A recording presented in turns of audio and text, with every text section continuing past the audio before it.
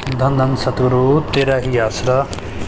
धन धन सतगुरु तेरा ही आसरा। आप देख रहे हैं फेथ वर्सेस वर्डिक्ट। मैं डॉक्टर मोहित गुप्ता इंसान, परम पूजनीय संत डॉक्टर गुरमीत राम रहीम सिंह जी इंसान के अनुयायी, उनकी सोच व सच्चाई इस प्रोग्राम के माध्यम से आप सभी के सामने रखते हैं। तो आप सभी का आज के लाइव सेशन में बहुत बहुत स्वागत है जी। धन धन सतगुरु तेरा ही आसरा।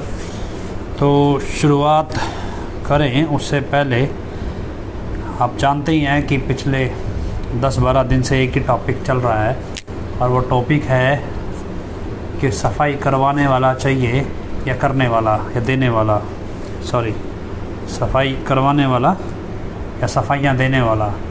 तो इस जद्दोजहद में लगे हुए हैं, और क्या है कि दिन प्रतिदिन नए नए तरीके से सफाई आती है, और आज की सफाई ने बहुत सारा रायता खिंडा दिया।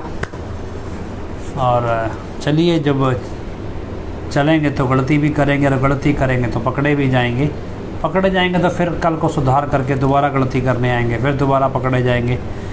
तो खैर, अब एक ऐसा दौर है जहां एक बहरूपिया अब नाम भी देने लगा है, और धीरे धीरे डेरे को कब्जाने की प्रक्रिया, वैसे तो कब्जाया ही हुआ है पिछले 5 साल से डेरा हनीप्रीत ने, लेकिन अब उसको आधिकारिक तौर पे कब्जाने की प्रक्रिया में आगे बढ़ रही है हनीप्रीत। तो उस सिस्टम को आप देखिए और इतिहास को भी देखिए, और फिर सोचिए भी अब सच्चे सौदे का इतिहास भी कैसा बनेगा। तो खैर, इसी चर्चा को हम आगे बढ़ाएंगे। तो आप देख रहे हैं फेथ वर्सेस वर्डिक्ट, और हमारी चर्चा है सफाई करवाने वाला या सफाइयाँ देने वाला। तो बहुत सारी चीज़ें आपके मन में अजीबोगरीब घूम रही हैं, आपस में लोग चर्चा कर रहे हैं कि भाई गड़बड़ है, कुछ तो गड़बड़ है। अगर ये असली नहीं तो फिर असली कहाँ, असली कहीं और नहीं तो अगर यही असली है तो फिर ये ऐसा क्यों। ये सारा कुछ अजीबोगरीब चर्चाएं आपके दिमाग में घूम रही होंगी।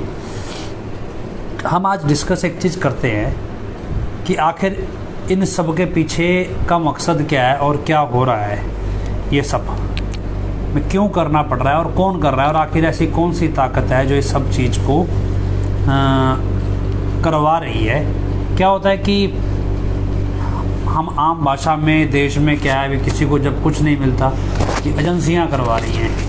अब एजेंसियों के कौन सा टांग पकड़ लोगे, भी कौन सी एजेंसी, कहाँ की एजेंसी का क्या स्वार्थ है, क्या नहीं, कुछ पता नहीं ना चलता।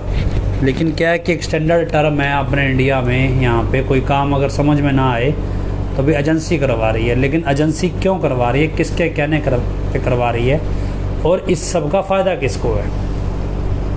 तो आपको एक चीज़ समझाते हैं। क्या है कि छोटा बच्चा होता है, छोटा बच्चा घर में शरारत करता है, कुछ भी करता है, लेकिन माँ बाप टोकते रहते हैं कि शरारत नहीं करनी। कोई गलत करता है तो डांटते हैं, गलती करके आता है तो डांटते हैं। तो उसके बाद बड़ी गलती करेगा तो पुलिस है, उसके लिए कानून है। छोटी मोटी गलती करता है तो माँ बाप क्यों डांटते हैं, क्योंकि उनको लगता है कि हमारे परिवार के ये संस्कार नहीं है, और हमारा बच्चा हमारे संस्कारों से बाहर काम कर रहा है, इसलिए डांटते हैं। या हमारी सोच से अलग जा रहा है, गलत दिशा में जा रहा है उनकी सोच के मुताबिक, इसलिए डांटते हैं। ये सारी प्रक्रिया आम तौर पे चलती है। और जैसे जैसे बच्चा बड़ा होता है वो अपना अच्छा बुरा समझता है, और उसके बाद जब वो अपने माँ बाप से दूर होता है तब उसे एहसास होता है, और दूर होके जब वो फिर कोई गलती करता है, और गलती करने के बाद जब उसके माँ बाप टोकने के लिए नहीं होते और वो फंस जाता है, जब फंस जाता है, परेशान हो जाता है, तब उसको अपने माँ बाप याद आते हैं। यार, मेरे माँ बाप होते तो मुझे टोक देते, और मुझे टोक देते तो मैं ये गलती ना करता, और ना करता तो शायद आज मैं ज़्यादा सुखी होता। तो ये एक नॉर्मल प्रक्रिया है यार। इसलिए कह देते हैं कि माँ बाप हमारे बच्चे के सबसे पहले गुरु होते हैं, और माँ सबसे पहले माना जाता है, उसके बाद चलो पेरेंट्स कह देते हैं भी गुरु होते हैं। वो एक संस्कार देते हैं, वो एक जीवन जीने की एक शैली सिखाते हैं। कुछ ऐसा ही है धर्म। धर्म क्या है कि धर्म में संत महापुरुष हमेशा धरती पे आते रहे। हर तरह के महापुरुष आए, ऊंची जात में भी आए, नीची जात में भी आए, छोटा काम करने वाले भी आए, राजा बन के भी आए। हर तरह का उदाहरण उन्होंने पेश किया, और एक उस तरह से एक धर्म, मतलब अलग अलग तरह के ग्रंथ लिखे गए। वो ग्रंथ क्या है, वो ग्रंथ वास्तव में एक अनुभव है लोगों का, जो फ़कीरों का या ऋषि मुनियों का वो अनुभव है। वो उन्होंने जो रिसर्च की भगवान के ऊपर, वो सारी उसमें लिखी। और उससे जो गुरुओं का, संतों, अवतारों का इतिहास है वो हमें ये सिखा देता है कि हाँ भी किसी भी रूप में आप हो, किसी भी परिस्थिति में आप हो, चाहे आप राजा के रूप में हो, चाहे भिखारी के रूप में हो, चाहे किसी भी रूप में हो, गुरु का प्रेम, ईश्वर का प्रेम हर तरह से पाया जा सकता है। वो किसी जात पात, धर्म, ऊंच नीच, राजा रंग किसी का मोहताज नहीं होता। और यही चीज़ धर्मों में आम तौर में हर धर्म ने सिखा दी। और उनको चलाने वाले, जिन्होंने चलाया, जिन्होंने सिखाया, उन्होंने जो अपने ग्रंथ लिखे उसके हिसाब से वो अलग अलग, जब ज़रूरत पड़ी, मान लीजिए उदाहरण के तौर पे कभी ज़रूरत पड़ी होगी, मान लो गुलामी जब बहुत ज़्यादा हो गई, यहूदियों की कह देते हैं या किसी की भी कह देते हैं, गुलामी हो गई, जहाँ धर्म के नाम पे अत्याचार होने लगा, हालांकि धर्म नहीं सिखा रहा था लेकिन फिर भी अत्याचार होने लगा, वहाँ पे जीसस क्राइस्ट भी आए, वहाँ पे उनका विरोध करने, वहाँ पैगंबर मोहम्मद साहब ने भी लड़ाई ली। और उसके बाद उसके बाद जो कथित मुसलमान होकर अत्याचारी बने, उनसे श्री गुरु गोविंद सिंह जैसे गुरुओं ने भी लड़ाई ली। ऐसे धर्म के नाम पे अत्याचारी जो हो गए, उनसे संतों ने, महापुरुषों ने लड़ाई ली, ये सब कुछ किया और संघर्ष किया और बाद में धर्म की स्थापना की। इससे पहले अगर जाएं, जब ये हिंदू, जब मुसलमान, सिख, ईसाई ये नहीं थे, उससे पहले हम श्री राम जी का, श्री कृष्ण जी का, वहाँ तब तो कोई ऐसा धर्म था ही नहीं। तब धर्म को मानते थे भी कर्तव्य है, भी आपका काम क्या है, और उस काम को जो नहीं ढंग से करता वो ऋषि मुनियों के हिसाब से उसको अधर्मी माना जाएगा। और उस समय भी धर्म की स्थापना की गई। आज की परिस्थिति क्या है, हम भगवत गीता पढ़ लें या श्री कृष्ण जी का श्लोक पढ़ते हैं, यदा यदा हि धर्मस्य ग्लानिर्भवति भारत, ऐसा कुछ है एक, तो उस श्लोक को जब पढ़ के एक चीज़ है, जब जब इस धरती पे धर्म की हानि होगी तब तक ईश्वर अवतार धारण करते हैं, धर्म की स्थापना करने के लिए, भक्तों का उद्धार करने के लिए और दुष्टों का नाश करने के लिए। ये तीनों चीज़ होती हैं। आज क्या धर्म की आज धर्म है? आज धर्म कहाँ है? कहीं भी नहीं है। इस सारे दौड़ में किसी का भी इतिहास उठाओ, धर्मों का, किसी गुरुओं का उठाओ, उस समय के राजा और उस समय के संतों का आपस में क्लैश, या तो क्लैश हुआ है या फिर बहुत गहरी दोस्ती हुई है। दोनों में से एक चीज़ हुई है। क्यों हुई है? असल में क्या है, आप छोटे स्तर से सोचना शुरू कीजिए। अभी हमारे इलाके में मान लो कोई एमएलए, एमपी होता है, आप नेता चुनते हैं, आपके इलाके में आप नेता चुनते हैं, नेता अलग अलग तरह से चुनते हैं। कोई बोला एक छोटा नेता है, बड़ा नेता, उसकी कोई विचारधारा है, वो किसानों का समर्थक है या व्यापारियों का समर्थक है या क्षत्रियों का समर्थक है, किस चीज़ का समर्थक है, धर्म कट्टरपंथी है या चरमपंथी है, जैसा भी है भी आप अपनी सोच के हिसाब से अपना लीडर चुनते हैं लोकल लेवल पे, फिर वो मिलके बड़ा लीडर चुनते हैं। ये लीडर एक विचारधारा पे सेट होता है। जैसे ताजी अभी देखें, पंजाब में एक इलेक्शन हुआ संगरूर के अंदर, अभी थोड़े दिन पहले आप देखिएगा, जब आम आदमी पार्टी ने चुनाव जीता और बहुत बड़े बहुमत से जीता, और उसी संगरूर की सीट पे आम आदमी पार्टी का कैंडिडेट जो फ़िलहाल मौके पे चीफ मिनिस्टर है, वो काफ़ी लंबे समय से वहाँ पे एमपी मतलब सांसद की सीट जीतता आ रहा था और बड़े अंतराल से। लेकिन हाल ही में क्या हुआ, सिद्धू मूसेवाला की हत्या हुई, तो उस हत्या होने के बाद धर्म संबंधित मसले गर्म हो गए। जब धर्म संबंधित मसले गर्म हुए तो उसके बाद जब उसी संगरूर सीट पे चुनाव हुआ, तब वो एक जो धार्मिक कट्टरपंथी विचारधारा का कैंडिडेट था वो जीत गया, जबकि वो पहले वो हारता आ रहा था अपनी अलग अलग जगहों से, लेकिन फ़िलहाल वो जीत गया। तो क्या, क्योंकि लोगों ने देख लिया कि उन्हें धार्मिक कट्टरपंथी कोई चाहिए और ऐसा चाहिए जो थोड़ा स्ट्रॉन्ग हो, इसलिए लोगों ने इस टाइम उस एक ऐसे व्यक्ति को अपना लीडर चुन लिया, जबकि थोड़ा टाइम पहले वो आम आदमी पार्टी के पक्ष में थे। तो यही चीज़ क्या है कि एक विचारधारा जो सोच है, ये सोच आपको लीडर देती है, लीडर चुनते हो आप उस सोच के साथ। और ये सोच जैसे जैसे बड़ी होती जाएगी, ज़्यादा लोग समझते जाएंगे, वैसे वैसे आप बड़े लीडर बनते जाते हैं लोग। कि ज़्यादा लोग जिस सोच को अपना रहे वही ना बड़ा लीडर चुनेंगे, तो उस सोच के साथ ही उस लीडर की संरक्षण में चुनाव लड़ा जाता है। जैसे क्या है कि अब नरेंद्र मोदी हैं, इन्होंने गुजरात के अंदर क्या किया क्या नहीं किया जो चलता है, लेकिन उसके बाद 2014 तक एक ऐसा माहौल बना जहाँ पे उनको, हम देश को लगता था भी एक स्ट्रॉन्ग लीडर चाहिए, एक मतलब कड़क डिसीजन लेने वाला लीडर चाहिए। और ऐसी परिभाषा चुनाव प्रचार में भाजपा ने नरेंद्र मोदी को लेकर बनाई, और उसके बाद वो चुनाव जीते भी, और उसके बाद आज तक वो प्रधानमंत्री हैं भी। तो क्या है कि मतलब हमने जो सोच रखी बहुमत ने, उस सोच के मुताबिक एक लीडर चुना और लीडर प्रधानमंत्री बना। इसी तरह क्या है कि संत होते हैं, संत क्या है, संत की एक सोच होती है। अब आम तौर पे धार्मिक लोग क्या करते हैं, वो सोचते हैं कि धर्म की ज़रूरत नहीं है, मतलब धर्म की ज़रूरत है लेकिन धार्मिक लीडर की ज़रूरत नहीं है। मतलब क्या है कि उन्हें संत नहीं चाहिए। क्यों नहीं चाहिए? क्योंकि वो संत टोकता है। वो ऐसा कोई धर्म नहीं है जिस धर्म की आड़ में गलत काम ना होते हों। अच्छे काम करने वाले भी बहुत हैं और बुरे काम करने वाले भी बहुत हैं। हर धर्म की अपनी एक रिस्ट्रिक्शंस हैं हर चीज़ पे, हर बुरी चीज़ पे अपने अपने तरीके से, और वो भी उस टाइम के समय के अनुसार लगाई गई। ऐसा नहीं कि वो रिस्ट्रिक्शंस आज हट गई, लेकिन लगभग बहुत कम लोग हैं जो उस नियम को मानते हैं। इसलिए बीच में हाइब्रिड लोग आ जाते हैं जो धर्म के प्रचारक बनते हैं। वो हाइब्रिड लोग क्या होते हैं, वो कुछ कंडीशंस को कंप्रोमाइज़ करके दिखाते हैं। उदाहरण के तौर पे आज समाज में बोलो भी बियर पीना कोई ठीक है जी, पी लो, कोई बड़ी बात नहीं है। और लेकिन जब आप धर्म ग्रंथ उठाएंगे तो शराब पीना कितना बड़ा पाप है ये बताया गया है। लेकिन अब बियर पीने वाला क्या अपने आप को धार्मिक नहीं बोलता है, लेकिन उसको लगता है भी आम सी चीज़ है, क्योंकि इस तरह से कल्चर में परोस दी गई कि उस समय हमें लगता है भी ये आम सी चीज़ हो गई। अब धीरे धीरे सच जब ख़त्म होगा तो धर्म क्या है, धर्म हाइब्रिड हो गया। अभी धर्म के नाम पे जो कुरीतियाँ थी वो रीत बन गई, और मांस खाना भी अपने अपने तरीके से लोगों ने जायज़ बना दिया। शराब पीना किसी ने जायज़ ठहरा दिया, किसी धर्म ने नाजायज़ ठहरा दिया। मतलब एक चीज़ जायज़ ठहराई तो दूसरी नाजायज़ ठहरा दी। मतलब किसी ने शराब पीने की अनुमति दी तो नॉनवेज खाने की नहीं दी, किसी ने नॉनवेज खाने की अनुमति दी तो शराब पीने की अनुमति नहीं दी। इस तरह से चलता रहता है। ऐसे में जब धर्म अधर्म भेद ना रहे धर्म और अधर्म में, तब संत धरती पे आते हैं और संत उसका भेद बताते हैं। और उसमें जब संत की विचारधारा उठती है तो लोगों को सच्चाई समझ में आती है, फिर वो धर्म और अधर्म में भेद करना सीखते हैं। ऐसे में जो सत्ता होती है उस समय, जो दुनियावी सत्ता है, जैसे देश का मान लो कह लीजिए प्रधानमंत्री है या स्टेट के मुख्यमंत्री हैं, तो ये सब तरह की सत्ता है। ये सत्ता को लगता है कि ये संत की विचारधारा हमारी विचारधारा से सुपीरियर है, और इसलिए वो उस विचारधारा को तोड़ने के लिए अपनी सरकारी ताकत का इस्तेमाल करने लगते हैं। अब या तो सत्ताधारी संत की विचारधारा से सहमत होगा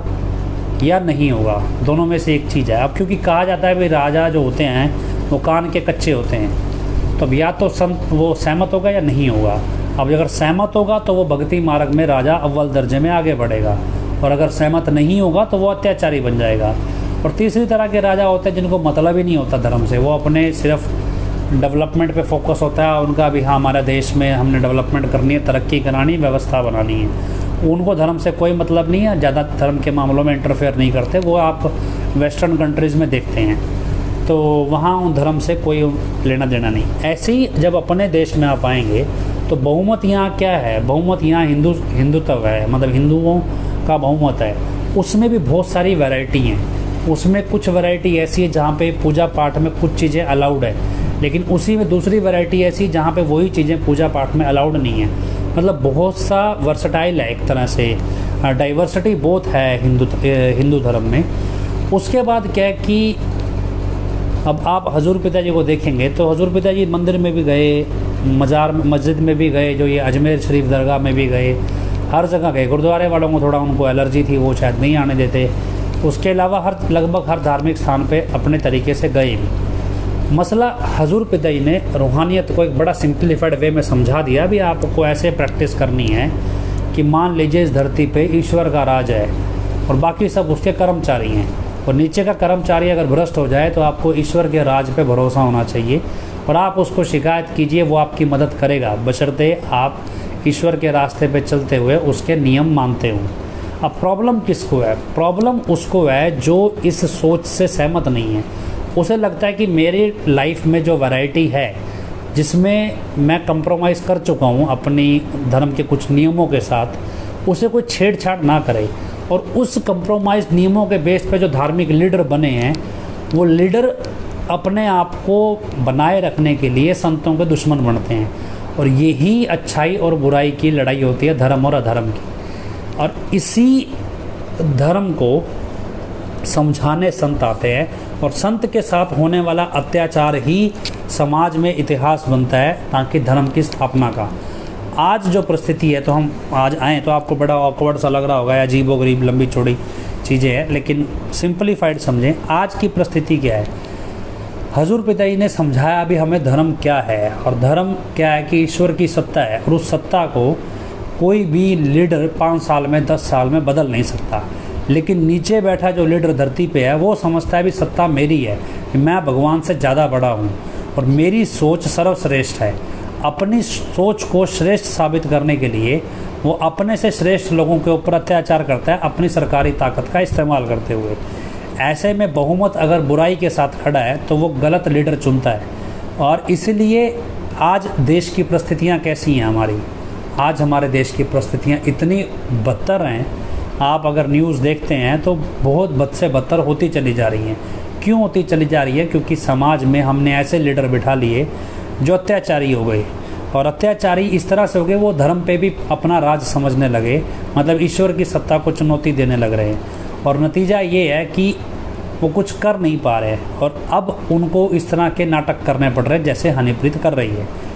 अब क्या है कि जब समाज में लोग परेशान हो जाते हैं तो वो एक अच्छाई ऐसी जगह ढूंढते हैं, ऐसी विचारधारा ढूंढते हैं जहाँ उन्हें सच्चाई दिखे, जहाँ उन्हें लगे भी यार हाँ ये व्यक्ति सच्चाई के लिए किसी चीज़ से समझौता नहीं करेगा, इसके अंदर सच्चाई है, ये सच्चाई के लिए लड़ना जानता है, कुर्बान होना जानता है, बलिदान देना जानता है और संघर्ष करना भी जानता है। इस तरह की विचारधारा लोग ढूंढते हैं जब वो परेशान हो जाते हैं अपने आप से, समाज से, बुराइयों से, और वो अच्छाई की ओर जाना चाहते हैं। ऐसे में जो बीच के अंदर बैठे जुगाड़ी कह लेते हैं, ठेकेदार कहते हैं, वो अपने अपनी विचारधारा ज़बरदस्ती परोसते हैं। आप अगर देखेंगे जैसे हम यहाँ पिछले 2 साल से बोलते हैं, तो क्या कुछ लोग ऐसे हैं जो ज़बरदस्ती हमें ये यकीन दिला देना चाहते हैं कि हजूर पिताजी गलत हैं, लेकिन वो ये कहना चाहते हैं भी आपकी सोच सही नहीं है, आपके गुरुजी गलत हैं। वो हमें एक तरीके से ज़बरदस्ती कन्विंस करना चाहते हैं। लेकिन क्या है कि उनको खुद का नहीं पता होता कि वो खुद किस तरह की सोच के हैं, मतलब वो खुद किस विचारधारा को प्रमोट कर रहे हैं और उस विचारधारा का आधार क्या है, क्या वो सभी चीज़ों को समेट पा रही है या नहीं पा रही। चले छोड़िए, आज क्या है कि अब हनीप्रीत ने ये परोस दिया। आपको लगे भी हनीप्रीत सिर्फ डेरे को कब्जाने के लिए सब कुछ चल रहा है, नहीं, ये इतना सिंपल नहीं है। हनीप्रीत का डेरा कब्जाना, अपने आप को सच्चा साबित करना, कानून से बचना, ये सब पैंतरे अलग हैं, लेकिन इस सबसे ऊपर एक ऐसी विचारधारा काम कर रही है जिसे डेरे की विचारधारा से एलर्जी है। एलर्जी इसलिए क्योंकि उनकी विचारधारा के हिसाब से डेरा की विचारधारा ज़्यादा सर्वश्रेष्ठ है, मतलब हजूर पिताजी की विचारधारा ज़्यादा श्रेष्ठ है। और इसलिए उनको पता है कि अगर हजूर पिताजी समाज में रहेंगे तो वो धर्म की ठेकेदारी पे अपना धंधा चला नहीं सकेंगे। आपको ध्यान हो, हजूर पिताजी अक्सर सत्संग में फरमाया करते, और 1-2 बार तो पूरा जोर दे के फरमाया कि जो धर्म के नाम पे अपने धंधे चलाते हैं वो अपने लिए कोई काम धंधा ढूंढ लें, क्योंकि अब धर्म के नाम पे धंधा हम बंद करेंगे। तो जब ये चीज़ें पिताजी खुलेआम बोलते थे, और इसलिए ऐसे लोग चिढ़ते थे कि यार हमारा धंधा बंद हो जाए। क्यों? उन्हें काम धंधा तो कोई आता नहीं है सिवाय लोगों को बेवकूफ़ बनाने के। और उसी विचारधारा को ज़रूरत आन पड़ी हनीप्रीत की, हनीप्रीत जैसे क्रिमिनल्स की, जो एडम ब्लॉक जैसे अपराधियों की। भी ये है लालची लोग। उन्होंने ये पहचान लिया भी ये मैनेजमेंट सारी लालची है, ये अपने गुरु को नहीं मानती, अपने गुरु की बात नहीं मानती, ये अपने गुरु के नाम की आड़ में हर गलत काम करती है। तो क्यों ना सरकार की ताकत के जरिए इनको जेब में डाल दिया जाए और इनका इस्तेमाल किया जाए हजूर पिताजी के खिलाफ। इसलिए पूरा जो पैटर्न आपको लगता है भी एडम ब्लॉक को ऐसा क्या हुआ है कि वो हजूर पिताजी के खिलाफ, असल में उनके पीछे उनके माई बाप बैठे हैं जो इस सरकार में मजबूती से पकड़ रखते हैं। और यही वजह एडम ब्लॉक को लगता है भी नहीं, वो तो इतनी बड़ी पहुंच है। एक IT विंग का सदस्य है, नाम बताते हैं अर्श अरोड़ा। वो अक्सर लोगों में ये बात बोलता था, हमने आपको पहले भी बताया, अक्सर बोलता था कि भी मोहित या फेथ वर्सेस वेडिक्ट वाले कुछ भी कर ले, हमारी पहुंच तक पहुंच ही नहीं सकेंगे। अभी प्रॉब्लम क्या है, भी आपकी पहुंच ही ख़त्म हो जाएगी तो फिर पहुंचने की ज़रूरत क्या है, क्योंकि जिसके साथ आप खड़ गए उसका बेड़ा गर्क तो हो ही गया। अब आप अकाली दल के साथ खड़े, अकाली दल का बेड़ा गर्क हो गया, तो अब किसके साथ खड़ेंगे? अब जिसके साथ खड़ रहे हो उसका बेड़ा गर्क तो करोगे। और क्या है, जब संतों के दुत्कारे हो तो किसी के साथ जाओगे उसका नुकसान तो होगा ही होगा। अब क्या कि जिस पहुँच की वो इस्तेमाल करते हैं वो पहुँच ही ख़त्म होने को आ रही है। और ये बुराई जो इतनी चरम सीमा पे है कि आम तौर पे आपने इतिहास में पढ़ा है भी कैसे संतों को बंधक बना के नकली संत उनकी गद्दी पे काबिज हो जाते हैं ज़बरदस्ती, और उनके जैसा ही भाषा बोलने लगते हैं, उनके जैसा ही बोलने लगते हैं। लेकिन क्या है कि लोग उन्हें अपनाते नहीं हैं, और धीरे धीरे क्या है, जो भीड़ है, जिनको ज़रूरत है सिर्फ भीड़ की, जिनको संगठन की ज़रूरत है, भीड़ की ज़रूरत है, अपनी एक पहचान की ज़रूरत है, वो लोग उनके पीछे लग जाते हैं। लेकिन जिनको वास्तव में रूहानियत की तलाश है, अध्यात्म की तलाश है या ज्ञान की तलाश है, वो ऐसे लोगों के पीछे नहीं लगते। इसलिए सच्ची विचारधारा जब भी चलती है उसमें ईश्वर की रहमत काम करती है। और यही वजह है कि आज ये क्या है कि 17 जून से लेके आज लगभग 29 जून आ गई है, लेकिन सफाई देना बंद नहीं हुआ है। जो सवाल हम उठा देंगे वो सफाई दे देंगे। अब अचानक से वॉलीबॉल खेलने का शौक़ जाग पड़ा और शरीर देख के सारा क्या ना वो पोल खुल गई। क्या पोल इसलिए खुल गई कि आपको ध्यान हो जाए, जट्टू इंजीनियर फिल्म देखिएगा। जट्टू इंजीनियर फिल्म में आपको हजूर पिताजी के बाजू पे बाल नहीं दिखाई देंगे बिल्कुल भी। जो बाल थे ना हजूर यहाँ पे बाइसेप्स पे या कंधों पे, वो क्यों नहीं दिखाई देंगे? वो कोल्ड लेज़र नाम की टेक्निक से वो बाल हमेशा के लिए उड़ा दिए गए थे फिल्मों के अंदर, क्योंकि चीज़ें थोड़ा मसल दिखाने पड़ते हैं, तो ये बाल कोल्ड लेज़र से हटा दिए गए थे। और यही चीज़ आप पिताजी के चेहरे में भी देखते हैं। जब पिताजी के चेहरे पे यहाँ पे दाढ़ी बिल्कुल क्लीन दिखता है, अभी कोई बाल ऊपर नहीं है हल्का हल्का भी, तो वो भी कोल्ड लेज़र से ही सेटल किया गया था। और वो इस तरह की मशीन है जो परमानेंट ये सब काम कर देती है। अब ऐसे में ये 5 साल में बाल दोबारा से कैसे उगाए या उगाने पड़े? रीज़न ये क्योंकि असलियत में तो ऐसा है नहीं, नकली में इसलिए करना पड़ा क्योंकि पिताजी की बाजू पे आपको करेक्टरिस्टिक तरह के निशान दिख जाएंगे, एक प्रॉपर मसल पैटर्न दिखेगा और सब कुछ दिखेगा। वो सब छुपेगा कैसे? तो वो सब छुपेगा इन बालों के आड़ में।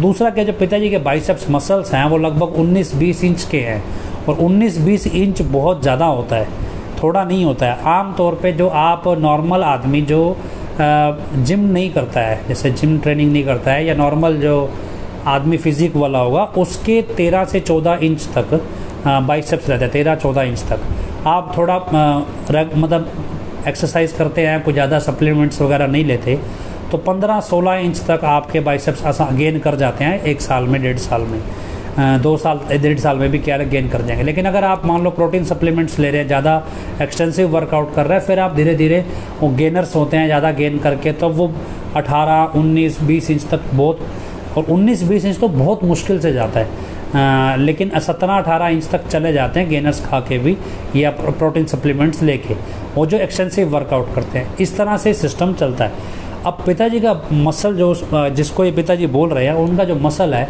वो करीब 14 इंच के, 14 साढ़े 14 इंच के आसपास का एवरेज मसल है। अब ये 5 इंच जो है बाइसेप्स का साइज़ घट जाए 5 साल में, वो भी नेचुरल गेन किया हुआ, ये आलमोस्ट इम्पॉसिबल है। जो आपको जिम की ट्रेनिंग के टिप्स देते हैं, ज़रा उनसे पूछ लीजिएगा भी क्या 5 साल में 5 इंच बाइसेप्स डाउन आ जाएगा? तब जब वो बाइसेप्स बचपन से गेन हुआ है। ऐसा नहीं है कि वो बाइसेप्स 6 महीने या साल में कोई अमीनो साइकिल लेके गेन किया हो बाइसेप्स। वो खेत में हल चला के, वो मजबूत मतलब खेल के मजबूत हाथ से हार्ड वर्क करके साल में 20-20 साल में गेन किया हुआ मसल्स है। वो ऐसा नहीं है कि 6 महीने साल में ठीक है जी आपने सप्लीमेंट खाए, इंजेक्शन लिए स्टेरॉयड के और आपने मसल्स बना लिए और बाद में ब्रेक डाउन हो गया। ये वो वाला मसल नहीं है। और यही चीज़ इस व्यक्ति में दिखाई दे रही है। इसने रिसेंटली एकदम से वेट लॉस किया है। नतीजा ये है भी, आप वीडियो देखेंगे तो आपको चेस्ट का फैट और पेट का फैट लूज़ है, लटका हुआ है। इट मीन्स इसने रिसेंटली एकदम से बड़ी ज़्यादा अमाउंट में वेट लॉस किया है, और मतलब अच्छी एकदम से वेट लॉस हुआ है। मान हम कह सकते हैं कि 2 महीने या 3 महीने के अंदर करीब 25-30 किलो वेट लूज़ किया है। इस तरह से 20 से 30 किलो के बीच में वेट लूज़ किया है, जो बॉडी प्रोफाइल बता रहा है। और पिताजी की बॉडी पे इतना फैट नहीं था, मस्कुलर था शरीर, लेकिन ये फैट है जो लटक गई है, स्किन लटक गई है। और अब क्या, ये वॉलीबॉल खेल के, शूटिंग खेल के ये दिखाया जा रहा है भी नहीं ये असली है। लेकिन क्या है, जो पीछे जो खेल रहे हैं खिलाड़ी, उनके चेहरे देख के पता चल जाता है भी ये नौटंकी है, क्योंकि वो हनीप्रीत के पुराने साथी हैं जो उसके 2 नंबर के कामों में उनका साथ हमेशा देते रहे हैं। और इससे समझ में आ जा रहा है भी ये सब सेटअप है, और ये सेट आसानी से समझ में आ रहा है। लेकिन क्या है कि अब कोशिश की जा रही है सफाई देने की, पर वो सफाई दे नहीं पा रहे हैं। हबड़ा दबड़ी में अब क्या है जी, वहाँ तो पुलिस ने डंडा फेरना शुरू किया, तो अब ऑनलाइन सिस्टम शुरू किया, अभी नाम देने लगेंगे। आध्यात्मिक तौर पे किसी व्यक्ति ने लिखा, हालांकि उन्हें थोड़ा बहुत जिन्होंने भी लिखा उन्हें ज्ञान है, और उन्होंने ज्ञान के बेस पे लिखा कि जब पिताजी नाम देते हैं तो आपने गौर किया होगा वो नाम कैसे देते हैं। वो नाम देते हैं एक दायरे में, सचखंड हॉल में जैसे बिठा लेते थे। नाम देने से पहले पिताजी एक चादर ओढ़ते हैं, चादर ओढ़ने के बाद जब चादर उतारते थे तो बोलते जितने भी नाम वाले हैं उनको बाहर जो खड़े हैं सबको भेज दो। जब सारे आ जाते थे उसमें तो नाम देते रहते थे। असल में क्या है भी, संत जब नाम देते हैं तो एक दायरा बांध देते हैं, और उस दायरे में जो भी व्यक्ति आएगा वो व्यक्ति मतलब क्या लो भी धर्मराज से उसका हिसाब किताब है, मतलब जन्म मरण से उसका हिसाब किताब ख़त्म करके अपने हाथ में ले लेते हैं, और यही वो दायरा बांधते हैं। अब ये ऑनलाइन सिस्टम जो है इसमें दायरा नहीं बंधा है, ये ओपन है, इसमें कितना दायरा है कोई पता ही नहीं है, ये दायरा बांधा नहीं गया है। इसलिए जो ये नाम देने का प्रोसेस है ये रूहानियत के हिसाब से गलत है, मतलब लोगों का मानना है। हाँ, इसमें पिताजी ने एक बार एक कहा था भी आप अपने थिएटर्स बना लीजिए, वो थिएटर्स प्रॉपर हों और उसमें 1-to-1 कम्युनिकेशन हो, जहाँ पे दूर बैठे व्यक्ति को इस तरह से नाम दिया जा सके जो दूर हो, लेकिन वो एक सील्ड एरिया हो, एक तरह से उसका वो को बाहर ना हो। लेकिन ऐसा नहीं था कि एक साथ 50 लोकेशन लगा ले। हजूर पिताजी ने एक दिन में मैक्सिमम 3 बार नाम दिया है, जितना हमें जानकारी है 3 बार ही मैक्सिमम नाम दिया है, लेकिन 10-10 बार नाम नहीं दिया जैसा आज हुआ है भी। आज 10 से 15 बार नाम दे दिया गया। कई बार क्या हुआ, एक सतब्रह्मचारी ने अर्ज़ भी की थी भी एक बार रात को नाम दे दिया कीजिए रूबरू नाइट के बाद, लेकिन पिताजी ने इनकार कर दिया था ये कहते हुए भी नाम देने के बाद शरीर पे जो जिनको नाम दिया जाता है उनके पाप का बोझ उठाना पड़ता है, तो ऐसे बार बार नाम नहीं दिया जा सकता। तो ये चीज़ हजूर पिताजी ने बताई थी, लेकिन उसमें ये सफाई उतनी नहीं दी थी कि भाई इसमें शरीर हमारा झेल नहीं सकता, लेकिन फिर भी मना कर दिया था। ऐसे में जो आज की प्रक्रिया शुरू की गई है कि 10-15 बार आज में नाम दे दिया गया, वो भी ऑनलाइन, जिसकी कोई दायरा नहीं है, कुछ नहीं है, ये सब क्या हो रहा है, सब नौटंकी हो रहा है, जो हमारे हिसाब से नौटंकी है। दूसरा क्या है भी आप नाम लेने के लिए प्रेरित किसको कैसे करेंगे।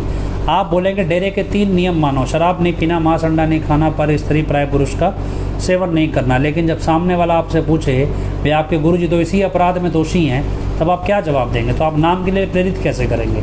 वो तब तक नहीं नाम दे सकते जब तक उनके ऊपर से ये अपराध हट नहीं जाता, ये दाग जो है ये धुल नहीं जाता। और ये चीज़ एक सामाजिक तौर पे स्वाभिमानी व्यक्ति के लिए ज़रूरी है। ऐसे में ये और पुष्टि होती है भी ये शख्स जो भी है इसको सिर्फ इसीलिए लाया गया है भी हजूर पिताजी की सोच को हमेशा के लिए ख़त्म कर सके, और ये इसकी ज़रूरत नहीं है। ये इसके पीछे बैठी हनीप्रीत की ज़रूरत तो सिर्फ उसको डेरे से लालच है, डेरे की प्रॉपर्टी हड़प नहीं है और कुछ नहीं है। उसको अपना पैसा दिखता है, उसको अपना कारोबार दिखता है और उसके बदले में ऐशप्रस्ती दिखती है। उसके पीछे जो बैठे हैं, जो इन उंगलियों पे नचा रहे हैं, जिनके गुलाम हैं या कह ले जिनके तलवे चाटते हैं, वो लोग क्या कर रहे हैं, वो विचारधारा को नष्ट करने की कोशिश कर रहे हैं। इसलिए ये क्या कर रहा है, ये शख्स क्या कर रहा है, ये एक पर्टिकुलर धर्म की बात कर रहा है। ये हजूर पिताजी की तरह सर्वधर्म की बात नहीं कर रहा है, ये सिर्फ एक पर्टिकुलर बात करके चला जाता है। इसीलिए क्या है कि आप देखिए अभी जैकी चैन का रिकॉर्ड तोड़ने वालों को कैमरा ऑपरेट करना नहीं आ रहा है। क्यों? क्योंकि वो ढंग से कैमरा ऑपरेट करेंगे तो ये पकड़ा जाएगा। और हर रोज़ वाईफाई उड़ जाता है, कभी कुछ उड़ जाता है, कभी क्या गलती नहीं है। एक्चुअल में उसकी तैयारी नहीं हो पाती। जब उसकी तैयारी नहीं हो जाती तो फिर वो नया ड्रामा होता है, मेरा वाईफाई उड़ गया था, मेरी लाइट भाग गई थी। तो हर रोज़ कोई ना कोई ड्रामा है। फिर चाइल्ड स्पेशलिस्ट वाले बच्चे भी आ जाते हैं। भी चाइल्ड स्पेशलिस्ट बच्चे कौन से होते हैं मालूम नहीं, तो वो भी आ जाते हैं। तो खैर ये सब चलता रहेगा, लेकिन इस सब में आप और हम कहाँ खड़े हैं। क्या ये चीज़ होनी नहीं थी, और होनी थी तो क्या इसके बारे में हजूर पिताजी परम पिताजी श्याम अस्थाना जी महाराज ने नहीं बताया था? उन्होंने बहुत कुछ बताया था, और ये चीज़ें हजूर पिताजी ने ग्रंथों में भी दर्ज करवाई। उनके जो वचन थे वो ग्रंथों में दर्ज करवाए, क्योंकि वो चीज़ जानते थे कि ये आज नहीं तो कल ये होना ही होना है।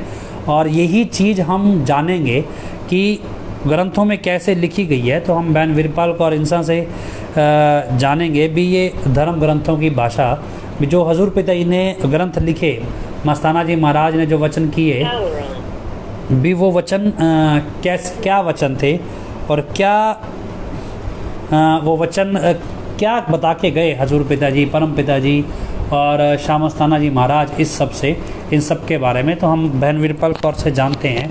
समझने की कोशिश करते हैं उन्हीं ग्रंथों में क्या लिखा गया है और क्या हमने वो पढ़ा और क्या उसे पढ़ के आपको आज के सवालों का जवाब मिलेगा। तो खैर ये सुनिएगा बहन वीरपाल कौर इंसा को। हाँ जी बहन जी। सतगुरु तेरा ही आसरा। बेटे आवाज आती है? हाँ जी ठीक है। धन सतगुरु तेरा ही आसरा। बहुत ही प्यारे सतगुरु जी की प्यारी संगत जी, जैसे कि मोहित बेटे ने बताया कि आज से हम एक नया काम की नई सेवा शुरू करेंगे। जो मस्ताना जी महाराज का ग्रंथ लिखा हुआ है रूहानियत के सच्चे रहबर, शाह मस्ताना जी महाराज का भाग 1 और बाद रूहानियत के सच्चे रहबर भाग 2 भी है। उसमें परमपिता जी के वचन है, उनके वचन आपको साथ साथ बताया करेंगे। आज के माहौल के अकॉर्डिंग जो है, जैसे हमने आज के पेज पर भी कुछ डाले हैं, कल भी वायरल किए हैं, तो वो इसी ग्रंथ से हैं। क्योंकि गुरु पीर फकीर अवतार जो वचन लेके जाता है वो मतलब आने वाले समय के लिए भी होते हैं, जो तो जुगों जुगों तक चलते हैं। तो वो वचन भी आपको सुनाए जाएंगे। इससे पहले मैं एक जो यूपी वाला बाबा कल बोल रहा था, मैंने उसको थोड़ा जवाब दे दूं। उसने कल लाइव में बोला था, शाम को शायद अपना लाइव था उसका, और जिसमें वो कह रहा था, वैसे मैंने उसको कल भी जवाब दिया था, कल भी मैंने उसको वैसे जवाब दिया था, जहाँ वो कह रहा है कि ये भक्त जनों जो निंदा और किसी के बारे में भी बुरा बोलता है वो संत सतगुरु का शिष्य नहीं हो सकता।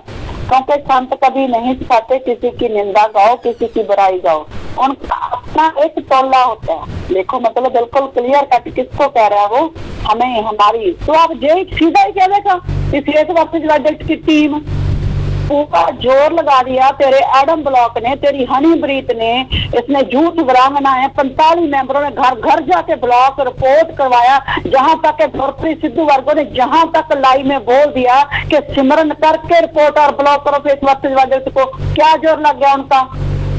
जब हमारे गुरु पिताजी वचन कर गए, जो नेटवर्क है वो सतगुरु वाला ही चलेगा, तो काल महाकाल तेरी क्या ताकत है, या तेरे काल महाकाल से एजेंटों की क्या ताकत है वो सतगुरु के इस चैनल को रोक दे।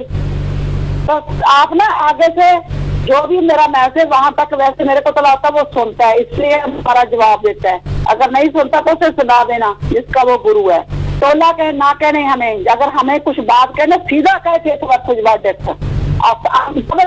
आमने सामने ही है तो फिर डरना किस बात से? अभी आज ये बातों से पता नहीं चलता क्या भी उनका अपना एक टोला होता है। जैसे आपने शाम के समय देखा है कि कुकर जो होते हैं, कुत्ते जो होते हैं, कुकर जो होते हैं, कुकर शब्दों में कई बार आता है, कुत्ते को भी कुकर कहा जाता है। जो रखवाली करता है वैसे उसको कुकर बोलते हैं। कुकर जो होते हैं, कुत्ते जो होते हैं, कितना मुंह उठा उठा के भागते हैं, तो क्या उससे आपके कानों में रस घुसता है? कभी भी नहीं। पहली बात तो ये बातें ही नहीं बनती, ये रूहानियत की कोई बात ही नहीं है ना। कभी संत ऐसी जब कभी किसी भी गांव में, शहर में कभी कुत्ते शाम को भागते ही नहीं है।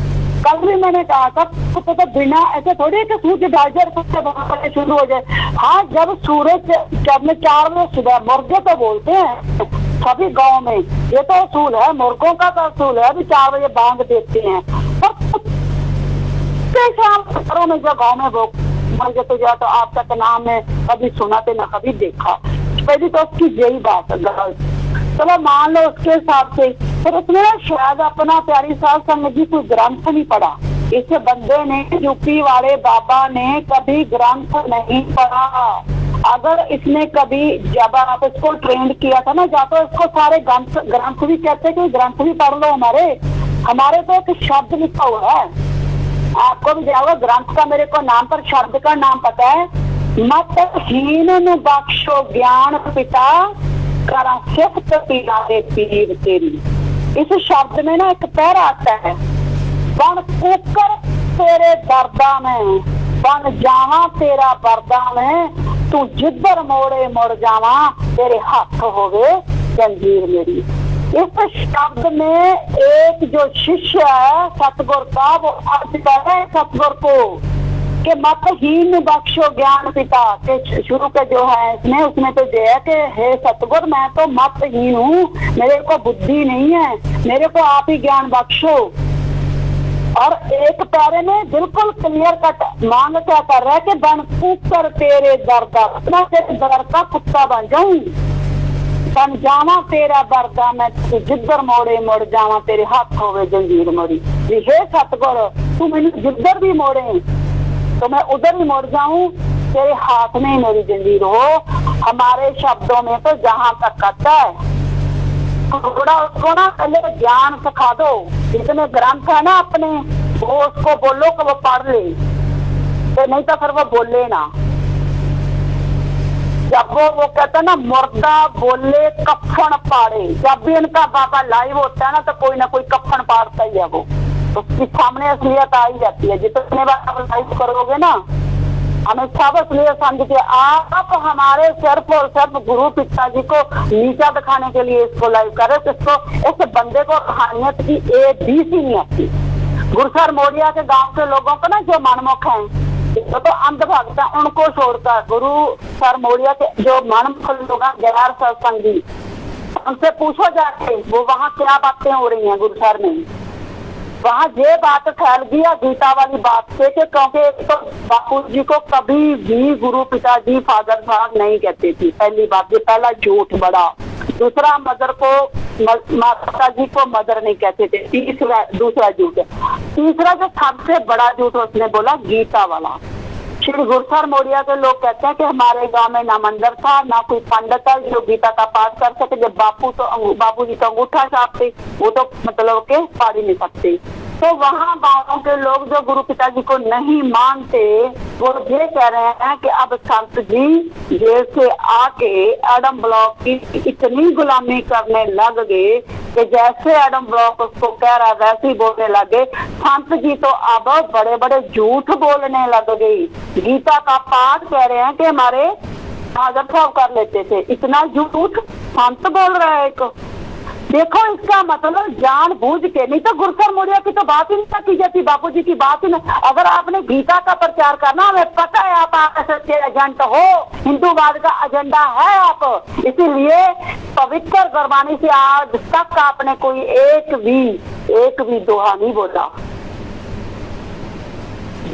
गुरु साहबानों की आज तक बात नहीं की, जबकि हमारे गुरु पिताजी का कोई सत्संग उठा लो, कोई मजलिस उठा लो, मंदिर से रब उठा लो, ग्रंथ उठा लो, भजन उठा लो, 70 से 80% जो गुरबानी है पवित्र गुरबानी, उसमें से सब कुछ होता था। अचानक से ये क्या होगा कि पवित्र गुरबानी को छोड़कर अचानक से ऐसे नहीं है कि हमारा गुरु एक ही ग्रंथ पर मतलब क्या जाए कि धर्म पर आ जाएगा। सर्व धर्म संगम है डेरा सच्चा सौदा।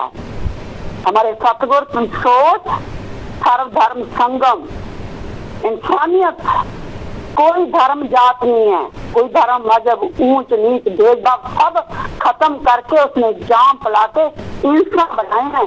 इसीलिए तो ये जाम नहीं पिला रहा, संगत की आंखें बंद है। अब गुरु पिताजी ने कब से ये शुरू किया हुआ था कि नाम के साथ डेरे के बाहर नाम दिया जाता था, चाहे डेरे के अंदर नाम दिया जाता था, साथ साथ ही नाम देके जब बाहर आते थे तो साथ साथ ही जाम पिलाया जाता था।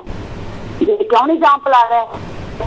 आपने ऑनलाइन नाम शुरू कर दिया, फिर जाम जो वहां जाते हैं उनको भी नहीं पिला रहा, क्योंकि उससे तो सौगंध खिलानी पड़ेगी जातों को, वो तो इकट्ठा करना। तो जो इसके है आगे इसके ऊपर जो बॉस इसके वो उन्होंने इसलिए थोड़ी तो गुरु प्यारी साथ संगत जी। और इसको मैं एक बार और बता देती हूँ, निंदा वो होती है, हमारे गुरु पिता ने हमें बताया हुआ निंदा क्या होता है, जो असल में बात ना हो और वो बात करना, वो निंदा होती है। किसी की असलियत बताना, तेरी हनीप्रीत ने करोड़ों खाए हैं, ये असलियत सच नहीं। तेरे 45 मेंबरों ने करोड़ों खाए हैं, ये सच। अरबों खाए हैं, ये सच है, निंदा नहीं। सुन ले सच, ब्लॉकों में आके सुन ले सच। क्या क्या संगत सच बोल रही है, और इतना बड़ा सच है कि बहुत जल्दी पूरी दुनिया से सच को देखेगी। अगर एक जज होता है, वो सच का फैसला सुनाता, सच की तरफ वो निंदा कर रहा होता है। सच की तरफ अगर वो फैसला सुना देता, वो निंदा कर रहा होता है। सच और निंदा, सच बताना सच मिर्च की तरह होता है। गुरु पिता ही कहते थे कड़वा ना, इसलिए सफाई देनी पड़ती है ना। गुरु के बच्चों का, सतगुरु के बच्चों का ना एडम से मुकाबला हुआ, ना हनीप्रीत से मुकाबला हुआ, ना चमचे बथेरे सोशल मीडिया पर छोड़े, उनसे नहीं मुकाबला होता। खुद मैदान में उतरा तो मुकाबला तू भी नहीं कर सकता, मुकाबला ये भी नहीं कर सकता। दयाल है तो दूसरी तरफ काल है। सतगुरु जहाँ होता है ना, सतगुरु की तो अलग।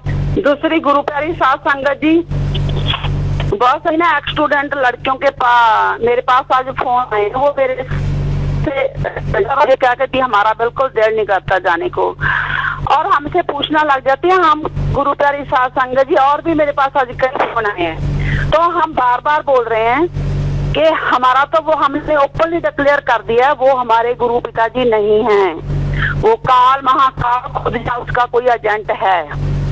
एडम ब्लॉक हनीप्रीत इसलिए लेके आए जो इतने गुनाह किए हैं उनको वो छुपाया जाए, और दूसरा जो सारा मतलब डेरा है, सारी जमीनें है, सब कुछ हनीप्रीत के नाम करवा के जाएगा। वो पहले भी परम पिताजी के टाइम डेरों पर कब्जा हुआ था, अब दोबारा फिर होगा। ये पहले भारतीय इतिहास में पहले भी हुआ है।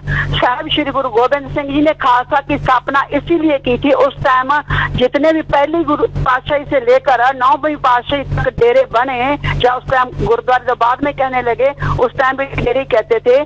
तो जो गुरुद्वारा, चलो कुछ भी कह लो, भी जो स्थान थे जहाँ गुरु साहब ने बनाए थे, तो वो सभी पर मसंदों का कब्जा हो गया था। इसीलिए ही खालसा पंथ की स्थापना करके वो सारे छुड़वाए थे। अमृतसर साहिब पर भी कब्जा था। 9वें पातशाह साहब श्री गुरु तेग बहादुर साहब जी को भी नहीं अंदर जाने दिया था अमृतसर, और साहब श्री गुरु गोबिंद सिंह जी तो बिल्कुल ही नहीं गए थे। इसीलिए ही खालसा की स्थापना हुई थी। तो अब भी ऐसा होगा। ये सिर्फ और सिर्फ है जो हनीप्रीत एडम ब्लॉक जे मिलजुल के सारे 45 मेंबर जो सारे हैं, सारे मिलजुल के सारे डेरे पर, जमीनों पर अलग अलग अपने नाम करवाएंगे। और क्योंकि इसके ऊपर भी और जो एजेंसी बैठी है वो अपना मकसद पूरा करेगी हिंदूवाद का, और इनको ये चाहिए, जमीन जायदाद चाहिए।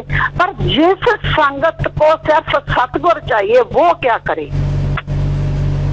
तो वो प्यारी साध संगत जी, सिर्फ और सिर्फ अगर तो आपके घरों में अपने पुराने ग्रंथ है, उन ग्रंथों को पढ़ो, गुरु पिताजी की वीडियो वो पढ़ो।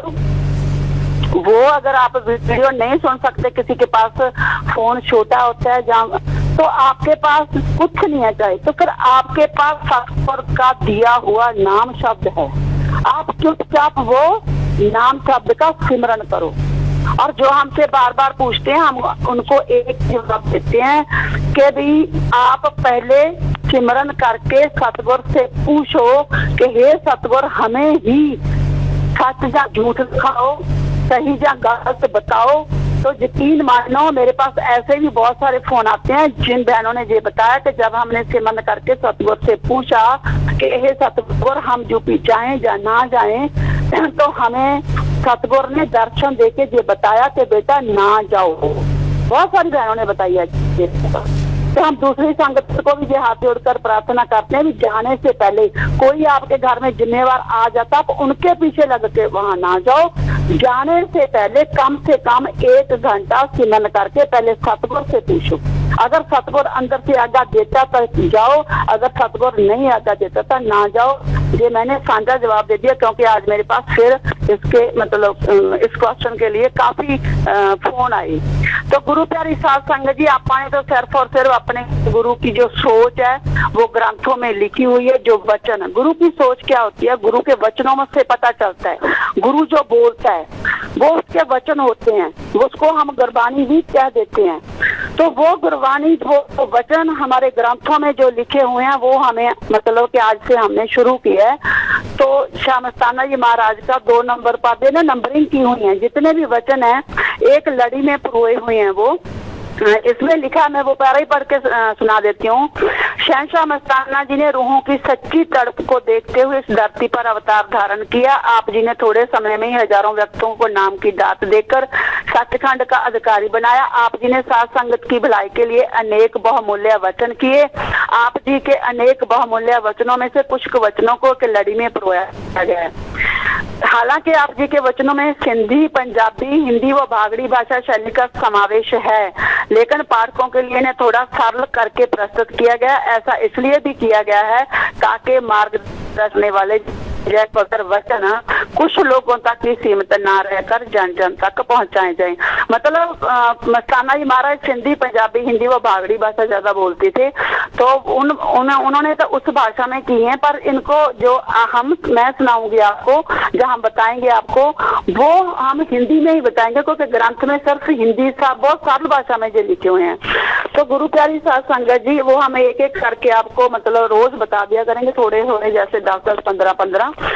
तो इसमें 2 नंबर पर लिखा हुआ है जो वचन है, जिस ताकत के सहारे यह सच्चा सौदा है, वही जमीन आसमान को बनाने वाली है। सब कुछ उसी के अख्तियार अधीन है और वह ताकत सब कुछ कर सकती है। सावन साई निरंकार की ताकत एक पल में ही जल को थल और थल को जल कर सकती है, परंतु ऐसा हुक्म नहीं है। गुरु प्यारी साध संगत जी, बेशक इस वचन में ना मस्ताना ही तो लिख के गए हैं, अभी चाहे भी उनका नाम लिख के सावन शाह साईं निरंकार जी का, कि इतनी ताकत है कि एक पल में जल को थल और थल को जल कर सकती है, परंतु ऐसा हुक्म नहीं है। पर गुरु पिता जी, हजूर पिता जी ने जो वचन किए हुए हैं, कृष्ण जी वाला मतलब वो सुना के, कंस की कहानी सुना के, और प्रहलाद वाली, कि अगर दुनिया ना सुधरी तो कृष्ण का विराट रूप भी धारण करना पड़ सकता है। जहाँ पर प्रहलाद वाली कहानी सुना के ये कहा था कि नरसिंह का रूप भी भगवान धारण कर सकते हैं। पर साथ साथ ये वचन है कि अगर ऐसा रूप धारण करना पड़ा सतगुरु को, तो प्रलय महाप्रलय भी जरूर आएगी। इसमें एक 7 नंबर पे वचन है, हुक्म में चलने से सुख है, मन के पीछे चलने से दुख। हुक्म में चलकर जो दौलत नसीब होती है उसे हजम करना चाहिए, ऐसे ही लोगों को जताकर उसे खत्म नहीं करना चाहिए। 13 नंबर पर एक है, तुम्हें हर वक्त दिल में यह बात रखनी चाहिए कि जो करता है सतगुरु करता है। हर वक्त भजन सुमरन में लगे रहो। शिष्य द्वारा सतगुर का ख्याल ही भजन सुमरन है, अपने ख्याल को बाहर न जाने दो। ये मतलब मस्ताना जी महाराज के मैंने आज दोबारा सारे वचन पढ़े हैं मोस्टली। उन्होंने ये भजन सिमरन की जहाँ भी बात आई है तो मोस्टली उन्होंने साथ ये भी लिखा है कि सतगुर का ख्याल करना, जहाँ सतगुर का जिक्र, जहाँ सतगुर का फिक्र करना, वो भजन सिमरन है। आगे 17 नंबर पर एक है, सत्संगी अपने सतगुर को कहता है कि हे सतगुर, मैं चाहे सारी दुनिया को भूल जाऊं, लेकिन मैं आपको कभी नहीं भूल सकता, क्योंकि आपने तो मुझे मालिक से मिलवाया है। सतगुर एक इंसान के रूप में धरती पर आया है। अगर कोई ये कहे कि मैंने सतगुर का भेद पा लिया है, तो इस पर तुलसीदास जी ये कहते हैं कि इस बात का मुझे कभी विश्वास नहीं होता, क्योंकि उस सच्चे सतगुर का एक पैर जमीन पर है तो दूसरा सिर, और उस सच्चे सतगुर का एक पैर जमीन पर है तो उसका सिर आसमान पर है। मतलब जो संत होते हैं सच्चे संत, उसका पैर मतलब वो तो धरती पर है, पर वह कहते हैं सिर आसमान पर है। पर जो सोच होती है वो सचखंड से, जैसे गुरबानी में पिता जी क्या सुनाते होते थे, जैसे मैं आवे खास की बानी कैसड़ा करी ज्ञान मिला लो, भी संत आप नहीं बोलते होते, वो पिता जी कहते वो तो माइक होते हैं, जैसे ऊपर से गुरबानी आती है वो वैसे ही बोलती हैं। तो इसका मतलब भी जहाँ यही निकलता है कि उस सच्चे सतगुर का एक पैर जमीन पर है तो उसका चेहरा जो आसमान पर है। पर बड़ा दुख होता है कि जब लोग सच्चे संतों को एक बंदा भी नहीं समझते, वो भी पास रहने वाले, बहुत दुख होता है। क्योंकि ये बात गुरु पिता स्टेज पर बैठ के कहते होते थे कि चलो बंदा ही समझते, भी कुछ तो ऐसे हैं कि जो हमें बंदा भी नहीं समझते। आगे 20 नंबर पर है, मालिक की याद के बिना सब गुनाह है। जिस प्रकार एक स्त्री अपने पति को छोड़कर किसी दूसरे आदमी के साथ घूमती फिरती रहे और तीर्थ व्रत दान पुण्य करती रहे, भजन बंदगी करती रहे, फिर भी वह समाज में कीर्तनहीन ही कहलाएगी। इसी प्रकार एक सत्संगी अपने सतगुर के बिना चाहे कहीं पर भी घूमता रहे, लेकिन जब वह सतलोक में जाएगा तो वहां पूछा जाएगा कि तेरा सतगुर कौन है। वहां भी उसको यही कहा जाएगा कि तू तो अपने सतगुर के बिना जहां आया है, इसलिए हम भी तुझे जहां नहीं रख सकते। उसके बाद 29 नंबर पर है, पराया माल खाना आसान है, लेकिन उसको हजम करना लोहे के चने चबाना है, जो सख्त भजन के चूर्ण बिना हजम नहीं होते। पर अपने में तो अब जो आ गया इनका माई बाप, वो तो शरेआम कह रहा है कि खाओ पराया माल, आपके घर में आएंगे परमार्थ लेने के, आप देते रहना। वो तो ये तो पहले ही नहीं मानते, ये तो पहले ही अरबों में खा गए थे। अब तो शुरू भी वो ही होगा। गुरु प्यारी साहब संगत जी अब बरनावा में जो गरीब साहब संगत के लिए दरवाजे बंद कर दिए गए हैं, ये कह दिया गया प्रशासन का बहाना बना के कि आज्ञा नहीं है। पर फॉरेन कंट्री से, सारे विदेशों से जितने भी सत्संगी रहते हैं, चाहे किसी भी देश में रहते हैं, उन सभी को फोन किए गए कि आप जहां और 17 तारीख तक जहां रहो। और उनको और देखो दिल्ली एयरपोर्ट से स्पेशल 7 ब्रह्मचारी लेने जाते हैं यूपी बरनावा से। 30 नंबर पर है, ब्रह्म मुहूर्त का समय भजन सिमरन के लिए सर्वोत्तम है, इसलिए हे इंसान तू सुबह 3 बजे चुस्त होकर भजन में बैठ, ताकि हर वक्त सुमरन से जुबान तर रहे। राम नाम जपना, पराया माल कभी ना तकना, पराई चीज कोई ना खावे और किसी से कुछ ना ले। देखो मस्ताना जी महाराज तो जहाँ तक लिख गए भी पराई चीज कोई ना खावे और किसी से कुछ ना ले, ये पराई चीज भी नहीं खानी चाहिए। तो जहाँ तो करोड़ों छक गए और उनको माफिया फ्री में दी जा रही हैं। 34 नंबर पर है, फकीर का जार रोजी तैयार सब पर सवार, फकीर की मार कोई खैर ना सार। 35 नंबर पर है, जो तुम्हें नाम शब्द दिया है वो बहुत ताकत रखता है, जैसा चाहो वैसा काम हो सकता है। इसको जपने से रास्ते में शेर भी आ जाए तो वह रास्ता छोड़ देता है, चाहती गाड़ी भी रुक सकती है, लेकिन तुम जपो अपने सतगुर के लिए। गुरु प्यारी साध संगत जी, ये लाइन मेरे को ना बहुत ज्यादा आज बार बार खींच रही है कि देखो मस्ताना जी महाराज पहले ही लिख गए, भजन सिमरन की इम्पोर्टेंस बता दी, महत्व बता दिया और साथ में ये लिख दिया कि लेकिन तुम जपो अपने सतगुर के लिए। पर आज हम देख रहे हैं 4:30 से 5 अभी हमने शुरू किया है कि सिर्फ और सिर्फ वो जो टाइम है जो सिमरन आधा घंटा करना वो गुरु पिता जी के लिए करना है। पर आज से पहले जितने भी लोगों ने सिमरन किया ना वो सिर्फ अपने लिए ही कर रहे हैं। पर मस्ताना जी महाराज के जब आप वचन सुनोगे ना तो आपको पता चलेगा वो बार बार ये कह रहे हैं सतगुर के लिए। 36 जिस बॉडी के अंदर सतगुर प्रकट होता है उस बॉडी में हर काम वो मालिक करता है। पर है, सतगुर से प्रेम करने वाला प्रत्येक शिष्य यह चाहता है कि उसकी अपने गुरु के साथ सीधी बातचीत हो जाए, लेकिन ऐसा तभी संभव हो सकता है जब सतगुर की याद में ही वह अपना समय बिताए। उसके सिवाय उसको इस दुनिया में कुछ भी नजर ना आए। जब तक वह अपने मन को काबू नहीं कर सकता तब तक अपने सतगुर का आशिक नहीं बन सकता। इसलिए गुरु के साथ सीधी बात करने के लिए सतगुरु की बंदगी करनी होती है। गुरु प्यारी साध संगत जी, ये पैरा टोटली आज के समय के लिए। आप ये देखो,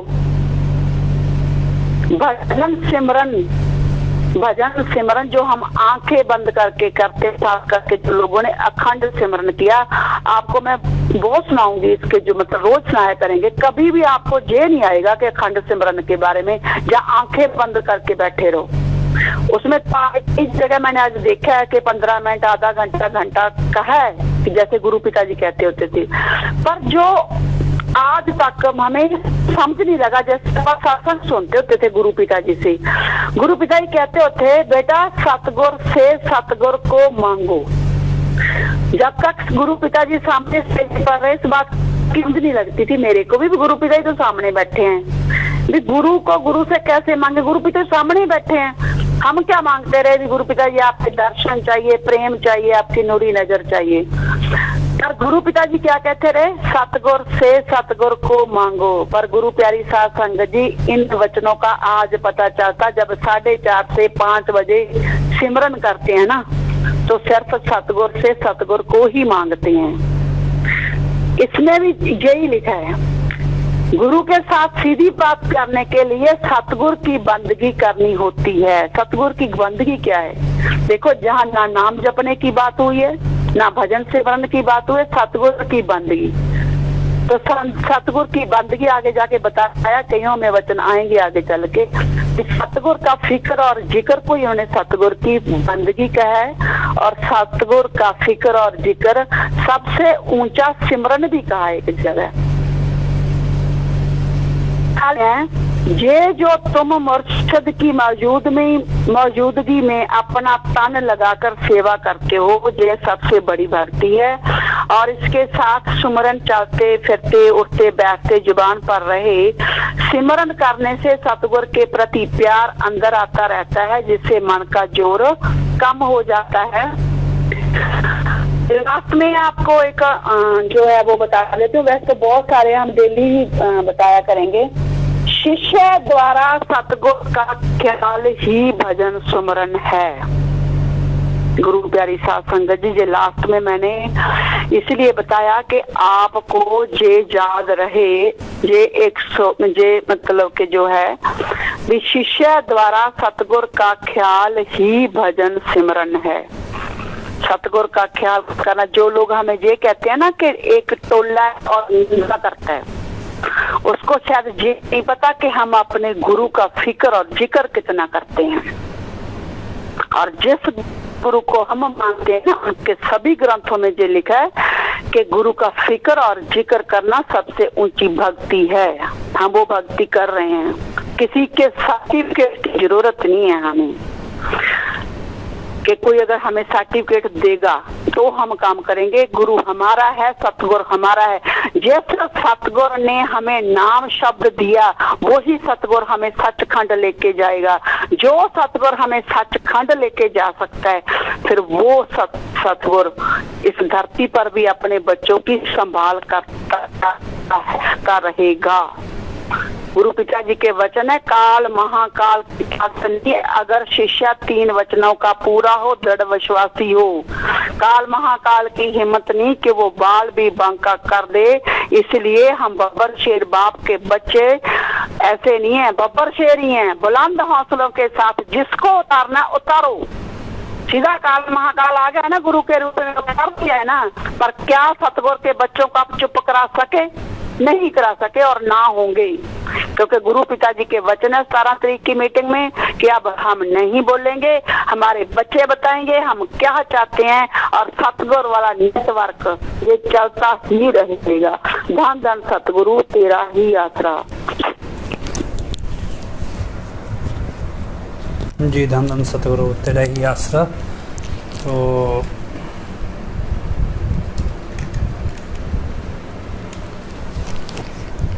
जी, तो हम उम्मीद करते हैं, प्रार्थना करते हैं कि हमारी आवाज़ हमारे गुरुजी के चरणों तक पहुँचे। प्रार्थना हमारी साथ संगत के उनके चरणों तक पहुँचे। आप सभी ने हजूर पिताजी के चरणों में प्रार्थना करते हुए नारा लगाना है जी, धन धन सतगुरु तेरा ही आसरा, धन धन सतगुरु तेरा ही आसरा। तो बहुत सारे कमेंट्स मैं अभी लगातार पढ़ रहा था। तो खैर जो यूपी से ट्रेनिंग लेके आ रहे हैं कमेंट्स की जैकी जैन का रिकॉर्ड तोड़ने के लिए, तो आप उनकी टेंशन ना किया करें। वो उनको क्या है, यूपी वाले बाबा जी नई शिक्षाएं दे रहे हैं, वो नई शिक्षाओं पे पूरा अमल कर रहे हैं, क्योंकि यही शिक्षा तो एडम ब्लॉक के गुरुजी उनको दे रहे हैं, और यही शिक्षा वो जैकी चैन का रिकॉर्ड तोड़ते हैं ऐसी शिक्षाओं से। और चलिए जो भी है उनको करने दीजिए।